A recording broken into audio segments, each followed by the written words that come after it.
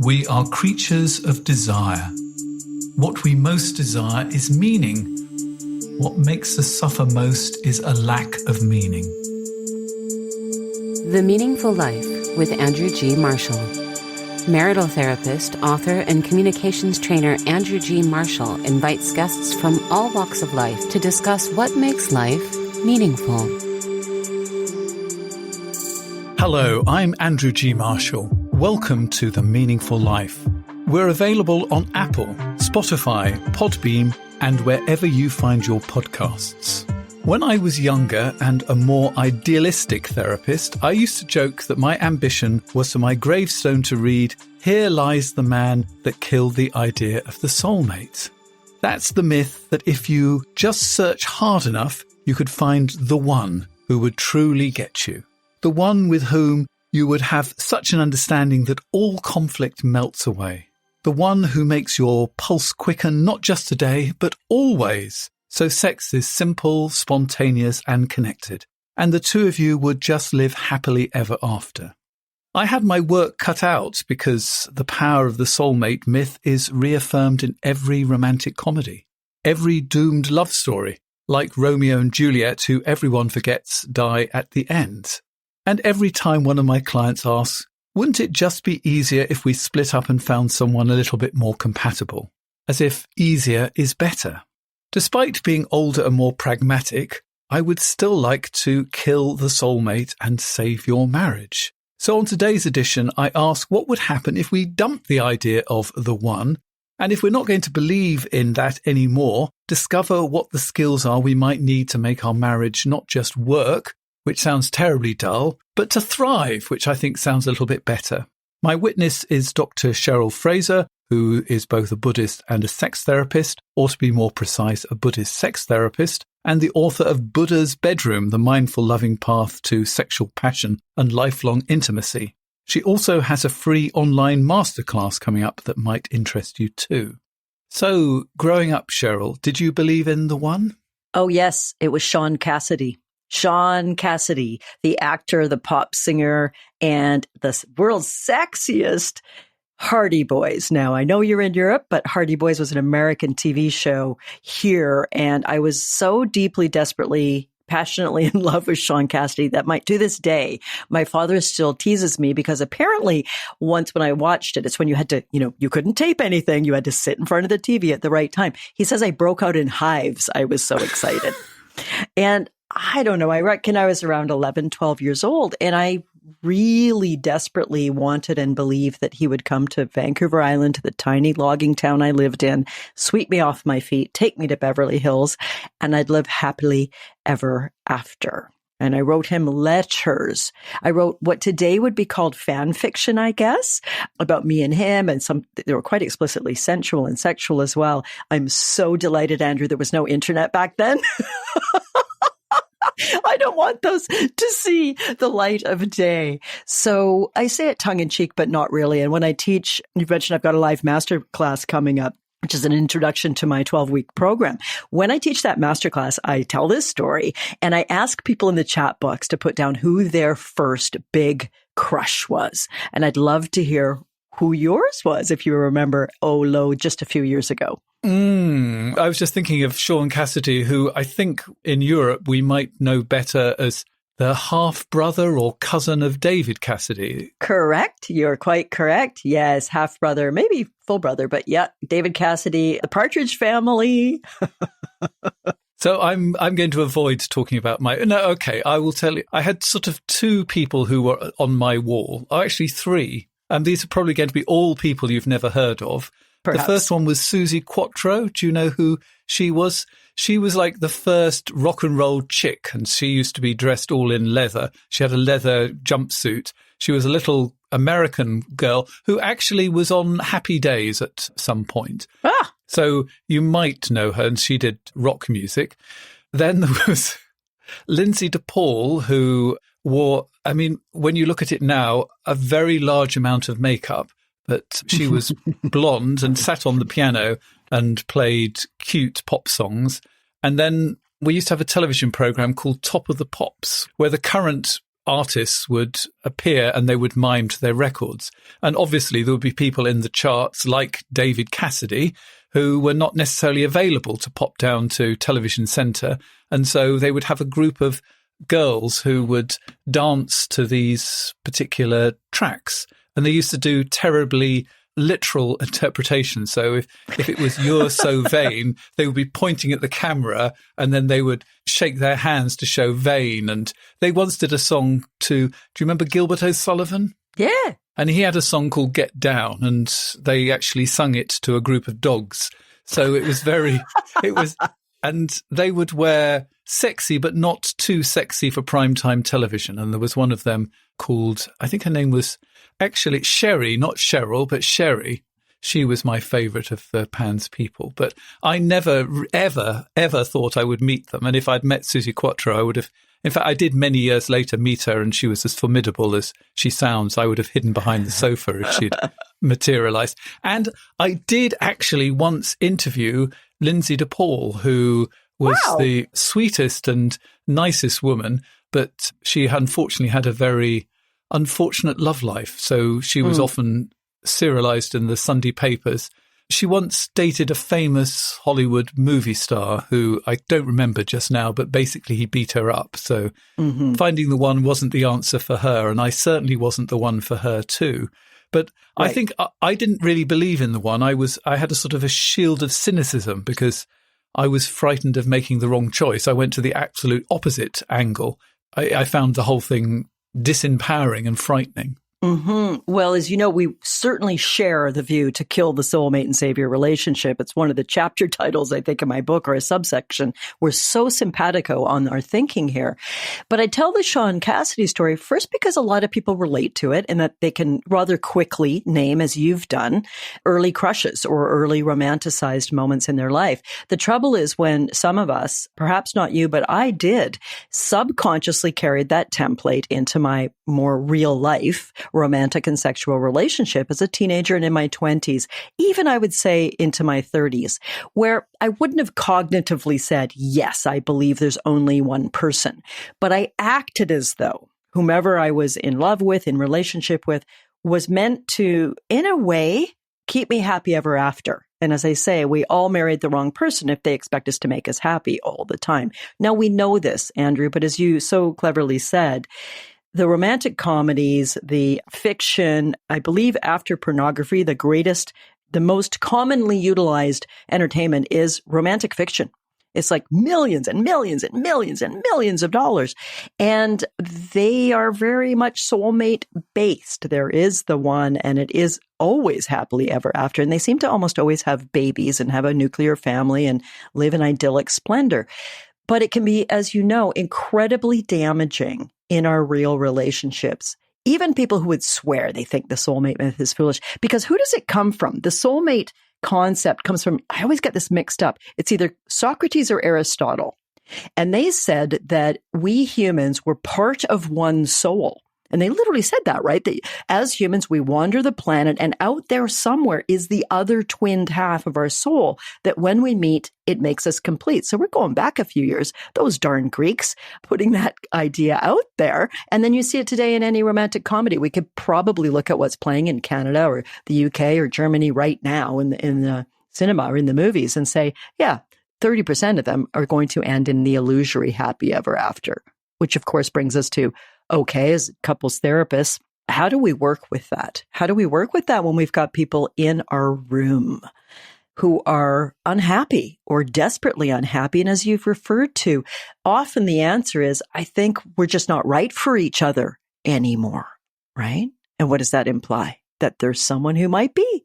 And what I find, and is the book that I wrote, is I love you, but I'm not in love with you. So because soulmates are supposed to get on and you're not supposed to argue, so the things that you don't particularly like or irritate you about your partner, you tend to sort of stifle them because, you know, really, does it matter that much about the fact that they leave their shoes lying around? And so you make it smaller and smaller to the point that it goes away. Now, I've used a stupid example, but it could be standing in for something deeper, like They don't really listen to us before they leap in with their wonderful solution and rather ram it down our throats, which, is a loving thing to do to try and come and rescue us and sort our problems out. But actually not being listened to is really annoying. So we sort of think because we want to be reasonable, we want to be kind, we want to be loving, we're going to push down those feelings of irritation, annoyance, or even blooming anger. And we think that we can shove down just the feelings we want to shove down. So I'll get rid of the anger and the annoyance and the sadness, and I'll just keep the happiness and the connection. Right. But we can't choose which feelings we shove down. We end up shoving down all of our feelings, and we become like flatmates. And then till one person says, I love you, but I'm not in love with you. And the thing that I found particularly interesting was lots of these couples who came to see me. Once I wrote the book, the only people I ever saw for the next 10 years was, I love you, but I'm not in love with you. Right. And they would say to me, everybody thought we were the couple. That everybody perfect thought, couple. We had it sorted. And either one of them or both of them think they did until suddenly they didn't. So it really is actually dangerous for our relationships, the whole idea of the soul partner. It's incredibly dangerous. And also the implication of that model is that it will be easy. And if we run into dire straits, if we're fighting, if we're miserable, if we've fallen out of sexual connection, if we've fallen out of the in love, however we clinically define that, we sort of have a sense of what in love feels like, then we must be in a lot of trouble. We must be abnormal, and we must be with the wrong person. And the sense of shame, because you and I hear so often what you've shared here is other people think we're the great couple. We're the one they admire. We have so much fun when we're out at dinner parties. We love our vacations, but we're roommates. We haven't made love in years. Let's reassure everybody listening that what you think is normal, what you see in even your close friends as couples is often not what's going on behind closed doors. And you and I get the privilege to be behind those closed doors with couples who are saying, up to 30 to 40% of long-term couples aren't making love at all. Probably 70 to 85% would say, I'm not really in love with them anymore. And one of the ways I try to address that is with the passion triangle model that you're somewhat familiar with, my model of the 3 aspects of healthy relationship. And I'd love to quickly define those because people, as they're listening, can kind of do a quick rating. How do I think I'm doing in my relationship on each of these 3 aspects? I call them the 3 keys to passion, or the 3 sides of the passion triangle. The idea being that my engineering friend told me when I was developing this particular idea that in engineering, the triangle is the most stable structure. You want to build the heaviest, biggest buildings on a structure of a triangle. So there's the concept. Don't you want to build your romantic relationship on a stable foundation? Okay, so give us the 3, I was going to say corners, but the 3 points. The 3 sides, I suppose, of the triangle. The 3 sides of the triangle. Sure. So I'll name them first, and then I'll briefly define them. They are intimacy, thrill, and sensuality. And I chose these words very deliberately. So let's start with intimacy. Here, I'm not using the word intimacy as a euphemism for sexuality, as in, oh, we were intimate last night. I'm talking about psychological communication, understanding type of intimacy, really the bedrock of a lot of the work we do with couples. Do you feel like your partner's got your back? Are they the person you want to call with the good news or the bad news first? You want to call them first. Can you manage your conflict well? And we could do dozens of podcasts together, and no doubt we each have, on managing conflict, which is different from not having conflict. But can you ideally use a timeout or something similar when things start to move into a flooded, ugly, nasty argument, if that's part of your repertoire? Do you know how to apologize and come back into alignment and communion even after you've had a big upset? Do you know how to listen meaningfully and try to understand your partner when you really do not feel the same about something, even a huge issue, like I want to move to the country and you want to stay in the city, or I want to have another child and you do not. A lot of the work I do in my 12-week online program are working on, the first 4 or 5 weeks are working on the intimacy side, because if I can't get a couple communicating about what they really need and want, and even if they're triggered and upset when they hear their partner's needs, let's go back to the I want to move and you don't. That could be really super stressful. If your work, your family, and you love being in the city, and I'm like, I'm done. I need to move 100 miles away and have a farmhouse. That's very triggering. So intimacy is a pretty big chunk of what a lot of traditional couples therapists would focus a lot of their work on. We've got to be able to understand each other. And I use a technique I call the other side of the clock. And very briefly, if you and your hubby were sitting in front of me in therapy, I would hold up this little clock. I don't have it handy right now. And I would show it to you. And I would say, okay, Andrew, flip a coin. You get to go first. I want you to look at this object in my hand. And it's a small gold clock, by the way. But I say, I want you to pretend you're a Martian. So you don't know what a clock is. And you're going to describe it using any words you want other than the word clock. And you're transmitting that information to your partner up in the spaceship. They need to understand what you're looking at, what you're seeing. Go. And you and the hundreds of people I've done this with would say, well, it's a small object, looks to be around, 8 centimeters high, maybe. It's kind of shiny, bit of a gold color. It's got these pointy bits pointing to other pointy bits. And it's got 6 or 8 sides. And I'd say, great, 100%, you're absolutely right. I'd turn to your hubby and say, my dear, what are you looking at? Same test. And I'd flip the clock around. And the back of the clock is black. It's got some dials on it. It's got a handle kickstand. And your partner, because no doubt he's very clever, would say, well, it's a black object, maybe 6-sided or something. It's sort of a matte black finish. It's got a few circles on it and this sticky out bit that's maybe a handle or a stand or some side. And I'd say, great, you're absolutely right. Then I turn to the two of you and say, so who's right? And of course, every couple says one of two things. They say either, well, we're both right, or neither of us are right. It's a very simple concept. But when I get reviews at the end of my 12 weeks with couples in the program, invariably they say it was the most important thing they learned, because I then take it into some deep communication techniques around understanding your side of the clock is gold, i.e., you don't want to leave the city. My side of the clock is black. I want to move 100 miles away. We cannot resolve this yet. All we can do is deeply say to each other, Andrew, my love, would you please help me understand your side of the clock? I do not understand why you're so adamant about staying in this city. Help me understand. So there you go. So what do you do with couples where they actually don't really know what it is they want for themselves, because they're sort of frightened of finishing the sentence I want, because they're almost inhibited by what the other person's response might be. So they can't even really fantasize about where they would like to live, because they're worried, what if I come up with something the other person doesn't want? And so there's a sort of almost a paralysis there, that actually knowing what they want is actually hard to reach. Yes, and it's so common, right? We often have a more dominant thinker, a more quiet partner, etc., who's maybe less likely to be assertive in that way. What I do with that is I take them into the next exercise. The other side of the clock is the conceptual side, to really get that sense that I may not be seeing it at all the way you are, and I may not at all understand what you're looking at, so to speak. Thinking, feeling.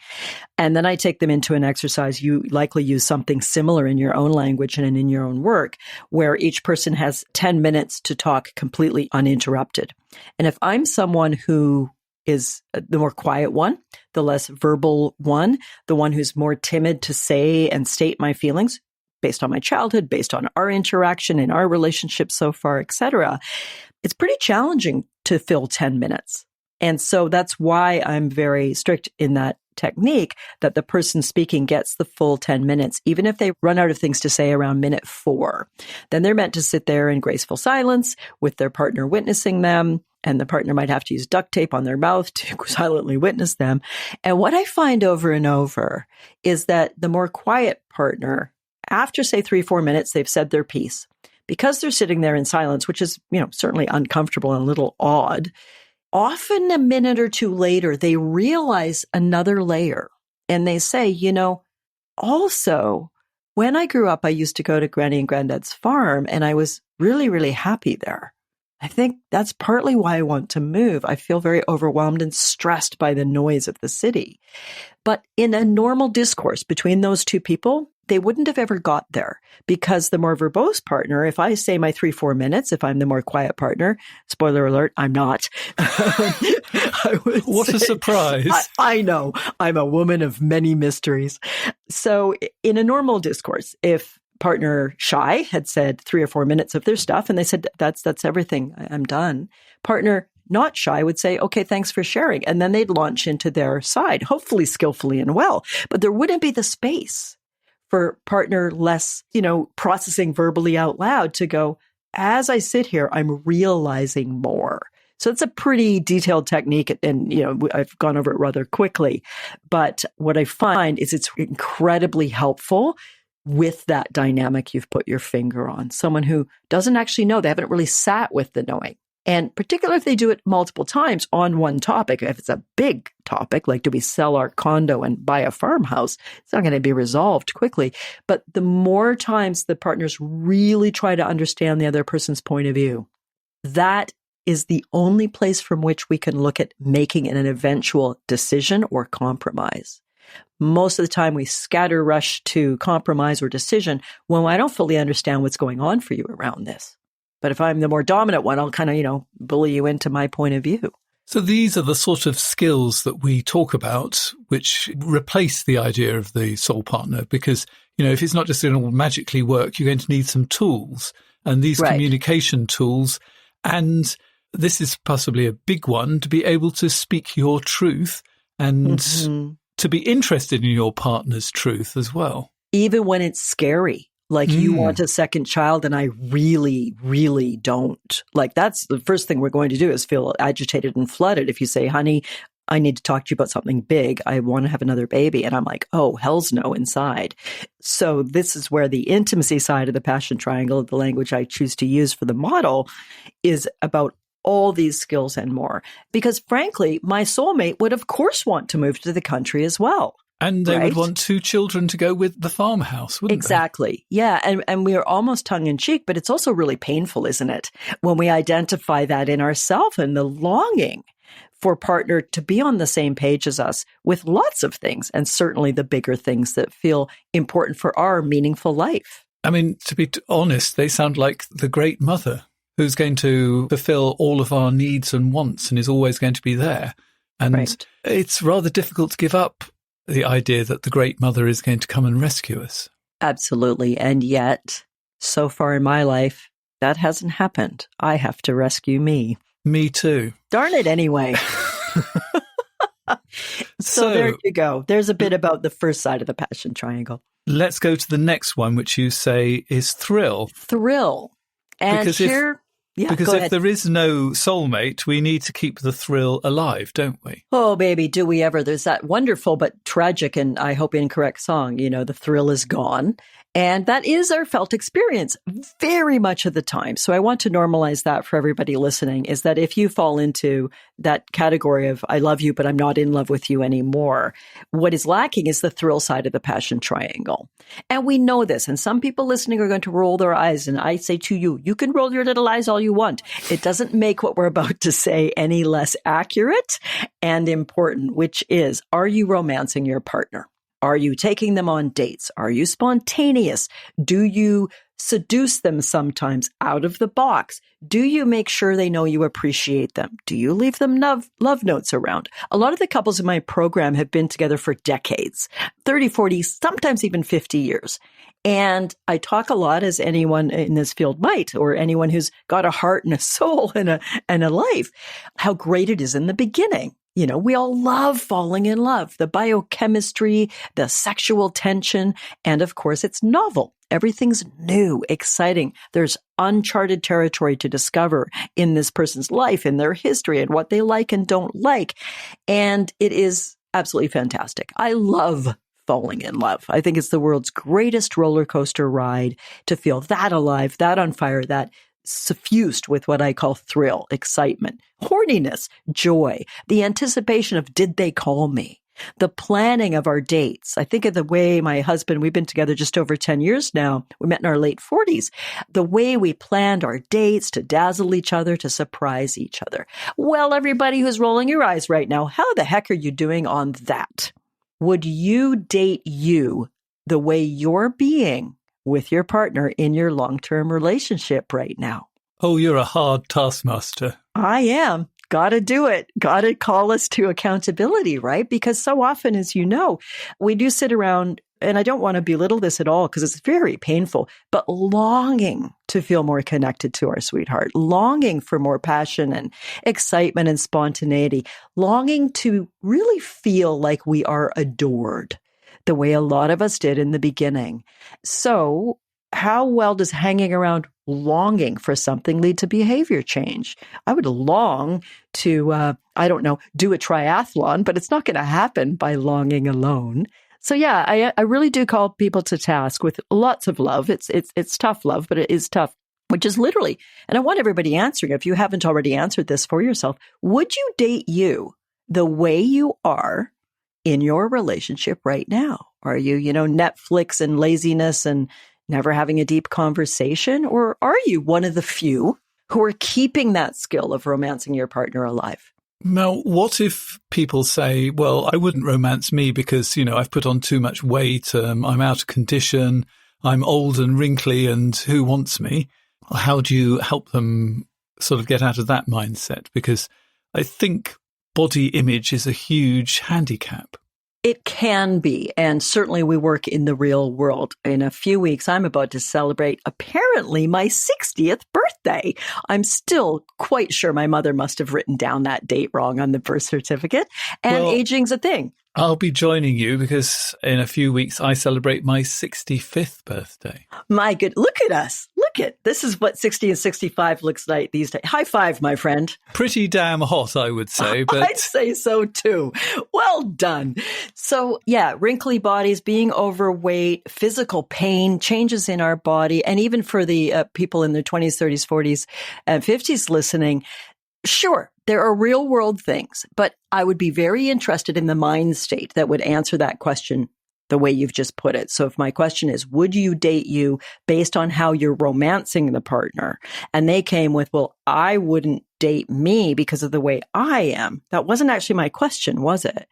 My question was the way you're romancing your partner. So thank you for helping me clarify it. Are you lighting them up? Are you planning dates? Do you sweep them away for a romantic weekend once a year, maybe more? Do you say, thank you, love, when they bring you tea or make a lovely meal? Like, are you a good catch? And so when it goes to, well, I'm overweight, I'm old, and I work all the time, then we're into time to do some work on yourself within the relationship. So how can you bring your better self forward? And the whole very important aging and sexuality, body image is a very big topic. And I would approach it in different ways with different couples, but with a lot of dose of realities. My book, Buddha's Bedroom, is based on Buddhism, Buddhist philosophy, as well as couples and sex therapy. And we absolutely cannot change reality. So if the reality is I'm older, I have physical pain, I have erection difficulties, vaginal issues, I'm overweight, I don't feel good in my body. That is the reality we are currently working with. We may choose to take some steps, or we may not, to change to some degree our body itself, if that's healthful and wise for someone. Other aspects we have very little or almost no control over. Can we love what is? And now we're into a really big realm of denial, really. And I don't mean that unkindly, but we do hang on to, I could certainly fall prey to it as well. We do hang on to, I wish it was like it was, especially in this element of thrill, the second side of the passion triangle. I honestly, Cheryl Fraser, wish I felt the same level of crazy sexual desire and excitement towards my dear man now that I did 10 and a half years ago. It's not as natural or easy. Natural's maybe not a great word here. It's not as easy. I need to work on it. I need to create thrill with my sweetheart. And very high reports of the couples in my 12-week program is they come in often with the I love them, but I'm not in love with them issue. We don't want a divorce. We're not actively looking for an affair, although about 8-10% of the couples in my program are in affair recovery as well. But we rarely make love. It's just, I call it marriage incorporated. We may have covered that in our earlier podcast. I'm not sure. Marriage or relationship incorporated. I say we're running our relationship like a business. The kids get to school on time. The dog gets their toenails clipped when it needs to happen. Everybody's eating some amount of green food and the mortgage is getting paid. We're doing pretty well as parallel lives, running the business of us. But where is the romance of us? What here in truncated language I'm calling thrill. So how do you get from romance to thrill? Because I'm sorry, romance is sort of cuddly on the sofa. Passion is a bit more, I'm going to use the word rumpy-pumpy, but it's a bit... That's 2 words. Oh, I guess it's hyphenated. But you know what I mean, that romance can be a little slippers sometimes. Well, I don't know how you romance over there in the UK, my friend, but I'm talking about romance as excitement and intrigue and the way we used to plan dates. But it's an excellent clarification. Luckily, there's a third side to the passion triangle that may answer that, which is sensuality. And here is almost the bridge you've intuitively asked for between dating, romance, fun, excitement. We're going bowling tonight, honey, out of the box, because novelty is exciting. Novelty enhances attraction. There's a rather old study from University of British Columbia by a fellow called Professor Don Dutton, I think, and it was done about 30 years ago. And in this study, briefly, the outcome of the study is when you're in an excited state, you end up finding someone more attractive. And there's a suspension bridge over in Vancouver called the Capilano Suspension Bridge. It's very high. It was, at that time, I believe, the longest suspension bridge in the world. So it was kind of exhilarating and scary to walk across it. And they set up an experiment back when we didn't need as much informed consent, I guess. And they had a relatively attractive female ask males, it was hetero-biased, ask males who were about to go across the bridge a couple of boring questions about something like the trees around or something. Oh, I'm from the Tree Society and can I ask you a few questions? And at the end, she gave the male her phone number and said, if you want any more information about this study, here's the lab. You can reach me there. They also then had this female stooge interview gentlemen after they walked over the suspension bridge, right after, same thing, talking about trees or whatever it was. It wasn't trees, but something not very exciting. And here's my number. If you have follow-up questions about the research, be happy to answer them. What they found was the men who'd walked across the suspension bridge were therefore in a higher state of physiological arousal due to excitement, maybe a bit of anxiety, a bit of fear, were statistically more likely to call the attractive female than the men before. So the conclusion Dutton drew, and I think it's a reasonable conclusion based on other experiences, when we're doing something exciting, we find another person more exciting. So bring that into your love affair in the thrill realm, which is instead of just going for a lovely dinner and a theater show, which I think is a fantastic date night, do something different. So how does the sensuality help us bridge? Sensuality. Again, I chose that word very deliberately instead of using the word sexuality. When I talk about sensuality, I mean the entire spectrum of sensual pleasure, from melting a bit of chocolate on your tongue slowly to, I want everybody listening to do this right now, and Andrew and I will do it as well. I want you to just close your eyes and for about 10 seconds, gently stroke your inner wrist with the fingers of your other hand and focus on the sensation. Mm-hmm. Now, I've done this with thousands of people, and invariably they say things like, oh, it was quite intense, or it felt really nice, or yeah, that actually felt quite enjoyable. And then I say, well, what was the special sauce? Normally we scratch our arm when we're talking, we don't notice. And the special sauce was simply they were paying attention to the actual sensual experience. But wait, there's a lot of sex and sensuality as well. What I mean is I teach couples everything from holding hands, cuddling. When my partner or I drive anywhere, whoever's driving, the passenger will often have our hand on our partner's knee or the back of their neck. We love to touch. The reason I don't jump right into all the excellent naked stuff, the full erotic spectrum from sweet soul shaking love making to your wildest black leather clad gorgeousness and everything in between, sharing sensual fantasies, kink, tantra, whatever, is that the majority of couples who come to my programs, let me correct that, it's not the majority of couples, up to usually, and I do polls each and every round. I've taken 8 sets of couples through the Become Passion program so far. And I usually get about 40% of the couples who join my program are in a currently clinically sexless relationship. And there's a lot of definitions for sexless, but the one I use, and there are many other good ones, is they make love 6 or fewer times a year. And of those, about 30% of, say, 100 couples in each program haven't made love in many, many years. So I want to build them up in the sensual realm before we move them to eroticism and what we might call the sexual realm. Because the great advantage of soul partners is, or when you first get together, the novelty sort of carries you over the embarrassment of being two naked people together. Yes. Whereas we really don't see our partner naked that often. You know, when they're coming in and out of the shower, it's a momentary thing.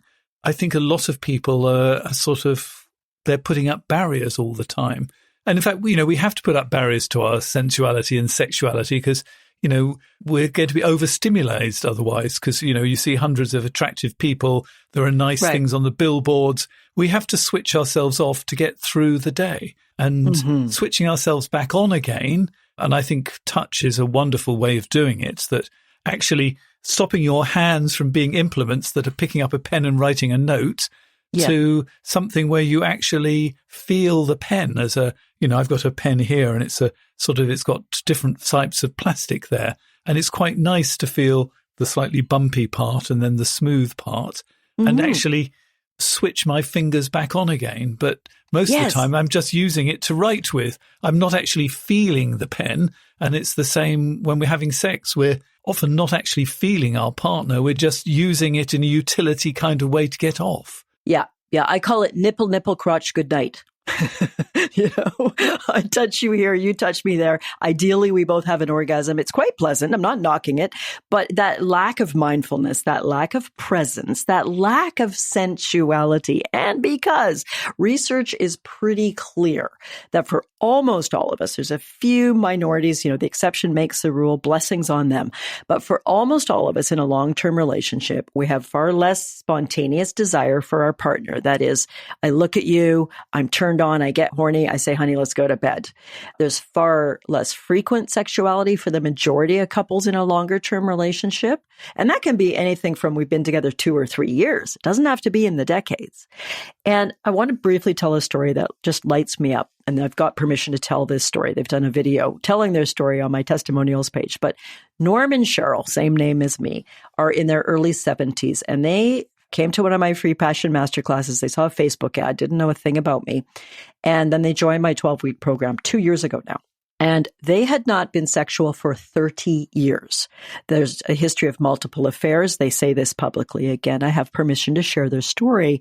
A lot of verbal abuse, just years of difficulty.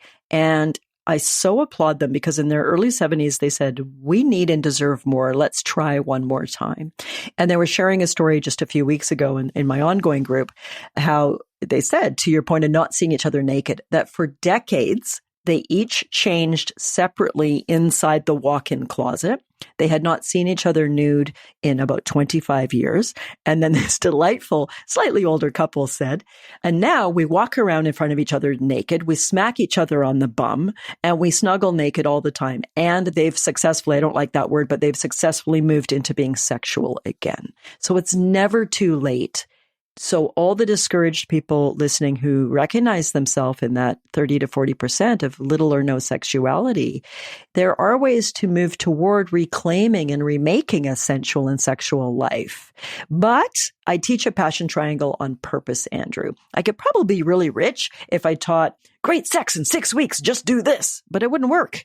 We both know it wouldn't work. And I would just have a no refund guarantee and I guess teach stuff that wouldn't help people. And that's not who I am.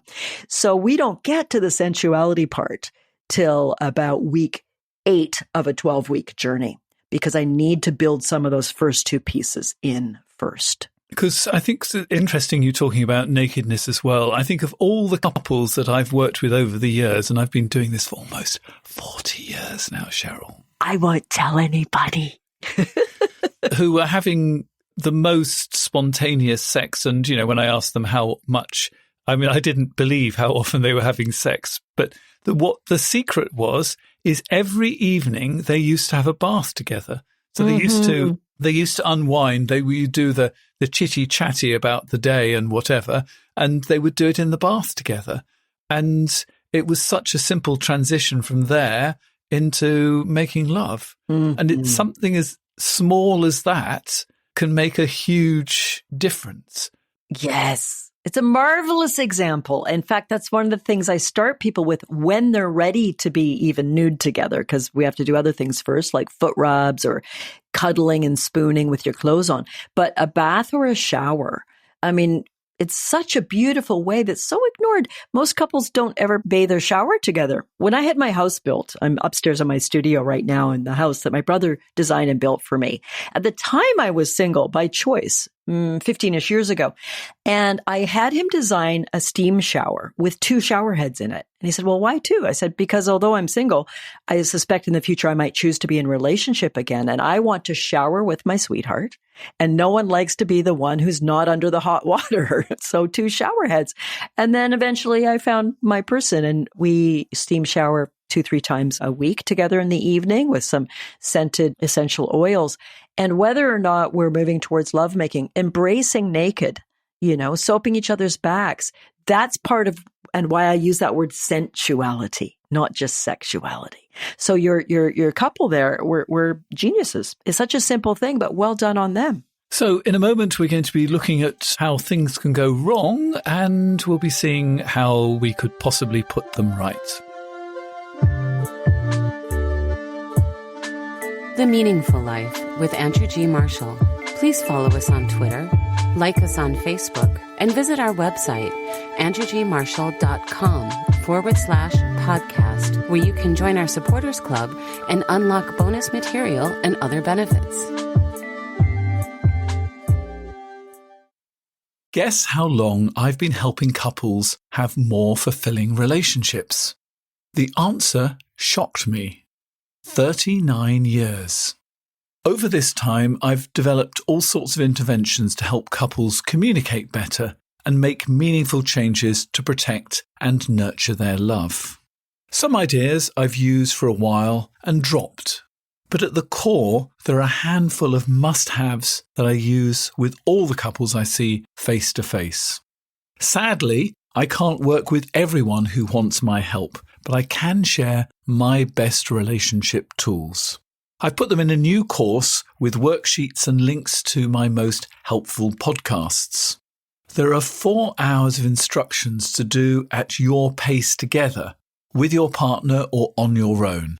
And it normally retails at £150. But to launch, I've dropped them to a special introductory price of £99.50. If you'd like to find out more, go to andrewgmarshall.com/tools and get started on improving your relationship. It's important to properly dispose of unwanted medication or sharps. MedProject offers free and convenient disposal options near you. To learn more, call 844-MED-PROJECT or visit medproject.org. Can I give you a real incentive to lean into your decision to start working out and eating better? I'm Carl, co-founder of Body. That's BODI. And right now, if you sign up for a 1-year subscription to Body, I want to make you an offer you can't refuse. I'll give you 65% off. Look, I know it's not easy to get fit and lose weight, especially if you're trying to figure it out by yourself, but we make it simple. Just follow a program for 20 to 30 minutes day by day and lose 5 to 10 pounds a month. We have over 120 programs that have been tested and proven to work, and almost 300,000 5-star reviews in the App Store to prove it. Body also has complete eating plans and thousands of healthy, delicious recipes. So stop guessing and start seeing results with Body, and I'll give you 65% off your annual membership right now, so you save big on the app that CNN_ named Best Fitness App. So don't wait. Sign up for a year of Body and save 65%. Just go to body.com. That's body with an I.com. So every week we have a look at a letter. If you'd like to write one in, www.andrewgmarshall.com/podcast. You'll find a participate in the program, and you can also sign up for my newsletter there as well. We met 2004 in Switzerland skiing. I was 25 and he was 35. He was married, I was single. We started a long-distance relationship as I lived in Germany. He got divorced and we had the most amazing time for the first 2 years. Obviously, we did not live together, and yes, we had lots of sex. I wanted to travel the world, so I did. I went to China for 2 years and we broke up. Fast forward to 2010, 2011, we met again and got back together. The magic was still there, but we were a bit older and maybe mature. I wanted a baby. He, not so much. My husband had the snip about 20 years ago after his first daughter, so reversing that was difficult. So it would have to be IVF for us to conceive. Not the romantic way to start a family, I get it. After our first year, our sex life suffered because we didn't have enough. Until today, I cannot tell you how much is enough for my husband. He won't say, but he always emphasizes that it's not all about the sex. It is the intimacy he misses which mostly results in sex. He also missed the romances, massages, candlelit dinners, watching the stars. My husband is really the very, very romantic type. He's also very insecure and needy. He needs approval and confirmation. When I don't want to have sex with him, he feels that is a huge rejection. I need the emotional connection, something we have in common or find both fascinating. I'm also rubbish in being vulnerable and expressing how I feel in front of him, as I mostly get ignored and that does not help. Here is an example. I came home from a trip. My husband had put rose petals on the bed. I was so tired, annoyed that he wanted sex and not in the mood at all, so I brushed the petals away to get into bed. He was very upset as I didn't really acknowledge him or his action at all. We've had 3 attempts at therapy, 2 of them with a sexual focus. We did talk lots about past relationships. I was in one for a bit that was a bit 50 Shades kind of style. The relationship overall was crap, but it was a different sexual experience.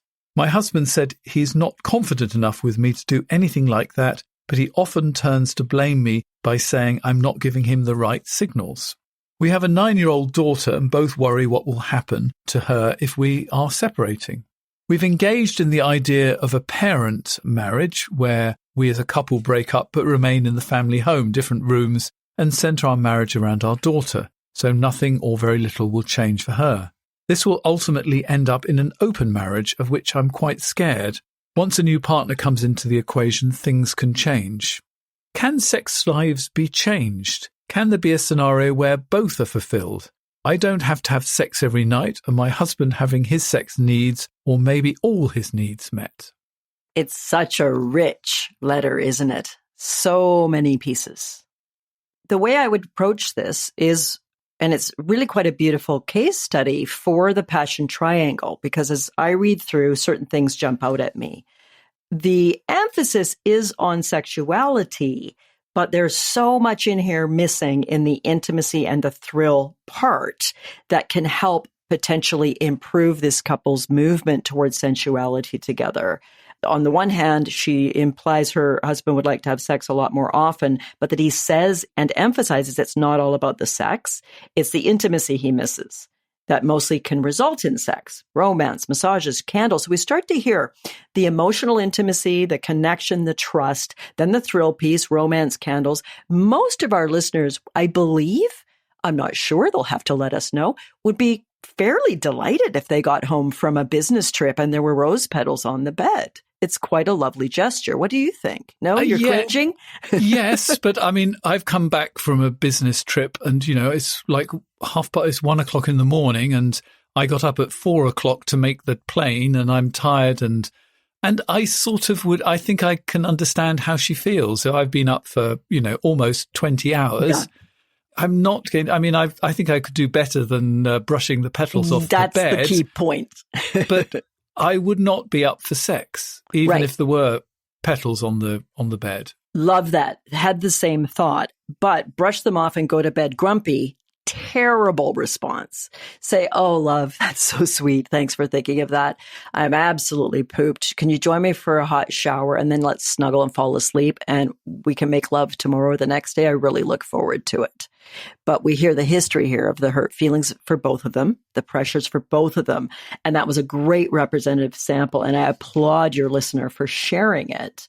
But then she goes on and says, I need the emotional connection, which is interesting because she was saying he needs it and he wants the intimacy and the romance and that he's needy. which is her characterization and maybe accurate in my view or not. I don't know. I need to hear his side of the clock. I need the emotional connection, something we have in common or find both fascinating. I'm also rubbish at being vulnerable, which is a beautiful, vulnerable thing to share. Thank you for sharing it. I mostly get annoyed, etc. So there I hear more work on the intimacy side, the depth communication, the really going more deeply into what's going on for each of you. Therapy, as you know, is not always the game changer we hope it will be. 2 of 3 attempts at therapy with a sexual focus. I wouldn't start with the sexual focus, although that's my primary work. I would start with the hurt and the distance and the 2 sides. And I'm really fascinated by her second to last paragraph, where she talks about maybe being a parenting couple and centering their marriage around their daughter. But she says she believes it will ultimately end up in an open marriage, which I am quite scared of. So, reading between those lines, she doesn't want to walk away from the marriage. It does not sound like at this time, but she's in pain, as no doubt is he, around, can our sex drives be changed? The answer is to some degree, yes. Can there be a scenario where both are fulfilled? Yes, but it takes a fair bit of work and understanding and compromise to get to a mutually satisfying sensual life where she doesn't need to have sex every night, nor should she need to. And that isn't a realistic expectation for a lot of partners. While my husband has his sex needs or maybe all his needs met. To me, that's the key. Those last few words, his sex needs or maybe all his needs met. Perhaps some of those needs, as she's explained, are around wanting to feel important, wanting to feel cherished, wanting to be acknowledged for the rose petals, even if I fully agree as a business traveler, sex might not be in the cards, but what a nice gesture.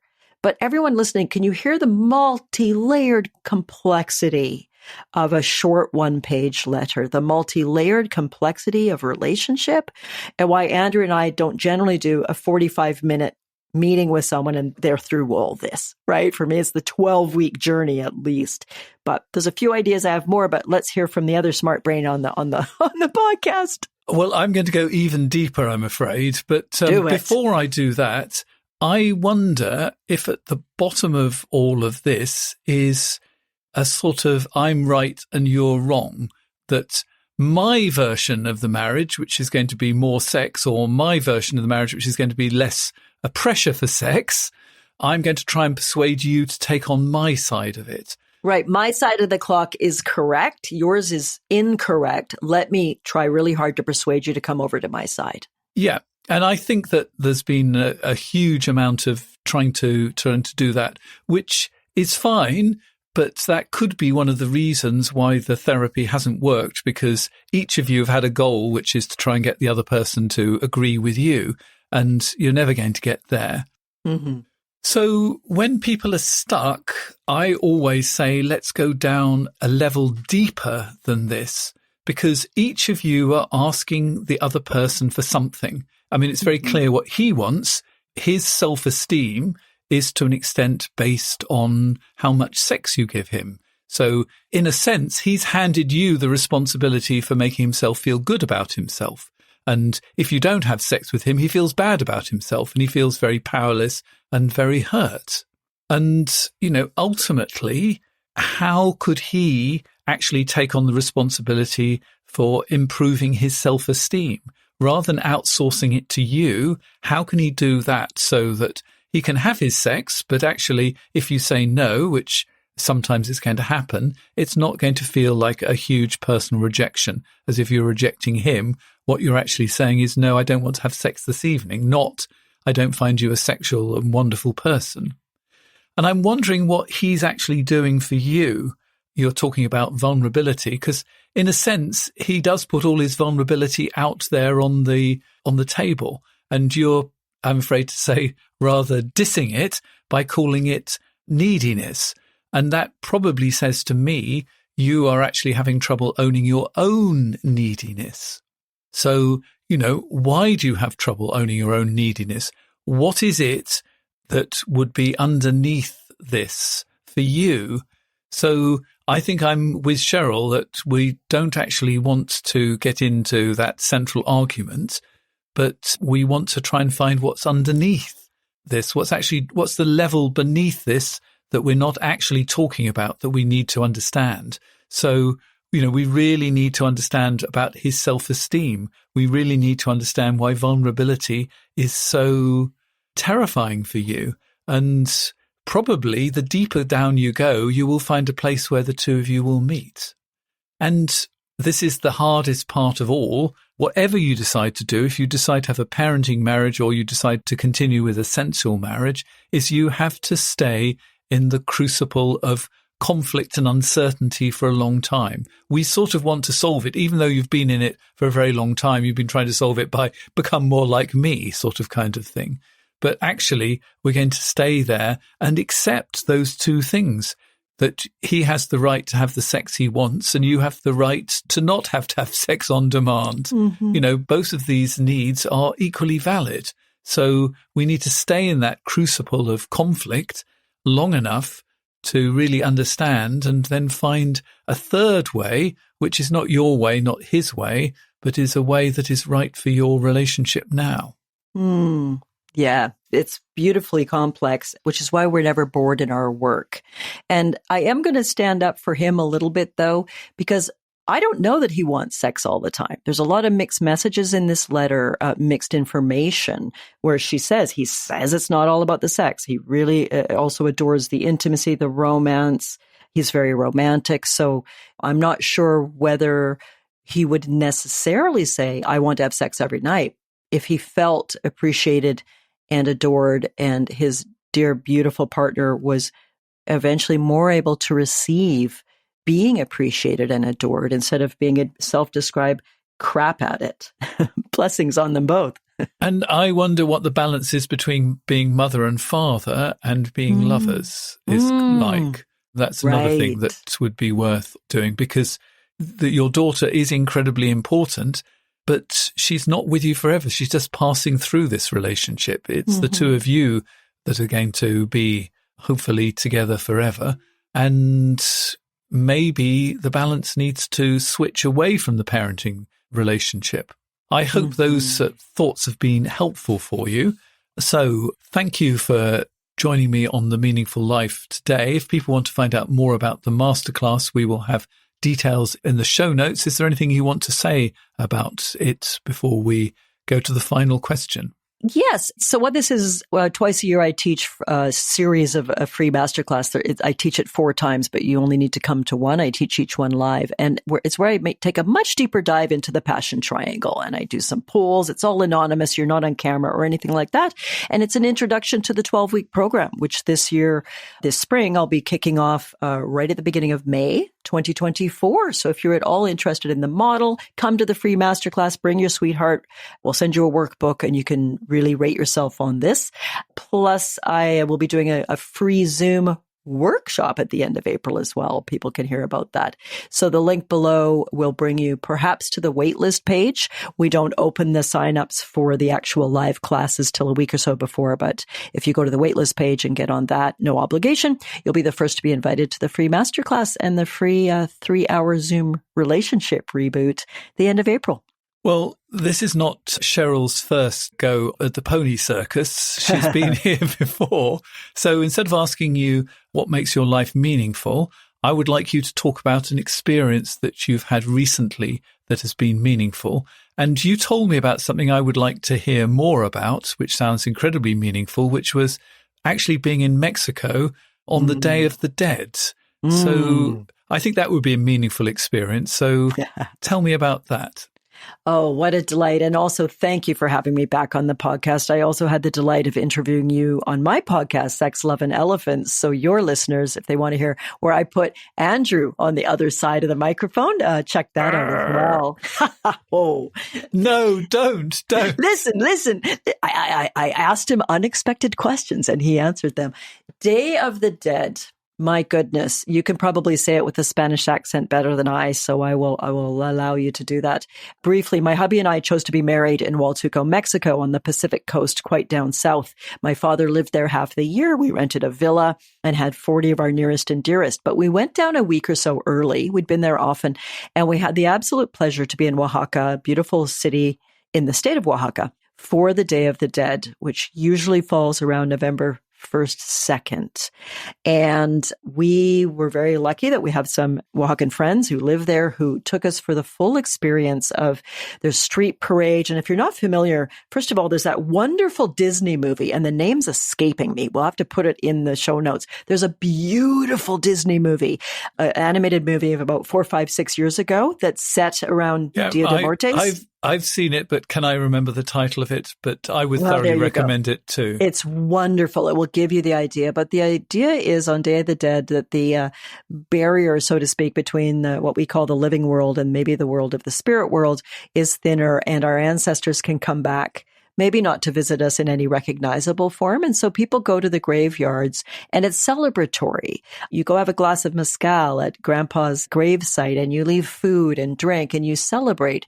So we were invited by our friends, which was such a blessing, to go to the parade, and we had the full face paint, the beautiful, if anyone can think of the Mexican sort of skull-like face paint you may have seen, you can Google, Day of the Dead makeup. We did the full makeup. We walked in the parade, and we had the really intimate opportunity to go visit our friends' relatives' graves. And it was celebratory. It was gorgeous. And it reminds me, Andrew, that certainly in Canada, and I think most of us British type background people, we're absolutely terrible at death and celebration and mourning and ritual. We have some rituals which are a bit pale, but I was very moved by the openness and the knowledge and the joy of remembering and inviting back those we love and letting them see that we're doing well. We do at home, because my husband is Mexican, a Day of the Dead altar where you have all the members of the family that have passed away. There's lots of colourful things you put on it. So it's a very joyful thing, and flowers and food. And we found the next morning that the ancestors had eaten some of the food. But I think it was the dog, actually. But I was going to say, don't you have a dog? But we don't know. The dog's like, hey, Andrew, it wasn't me. I swear this time it wasn't me. So thank you very much, Cheryl, for being my witness today on The Meaningful Life. The conversation doesn't end here. Love is a choice. That's one of Cheryl's key concepts. We're going to be talking about that.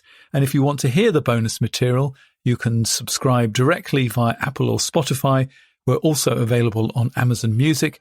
And if you want to become a supporter of The Meaningful Life, here are the details. You've been listening to The Meaningful Life with Andrew G. Marshall. You can follow Andrew on Twitter, like him on Facebook, and please leave a review wherever you consume your podcasts. Making, editing, and distributing The Meaningful Life comes with substantial costs, and we'd like to ask for your help. Visit our website, andrewgmarshall.com/podcast, where you can join our supporters club and unlock bonus material for every program, send in a letter to be discussed by Andrew and his guests, and join a community of other people seeking to make their life meaningful. At the gold level, you get even more benefits. Production of The Meaningful Life with Andrew G. Marshall is by Michael Dooney. Social media by Madeleine Healy. Sound engineering and theme tune by Sebastian de la Luz Mendoza. And I'm Susie Colick. Please tell your friends and spread the word. Thank you.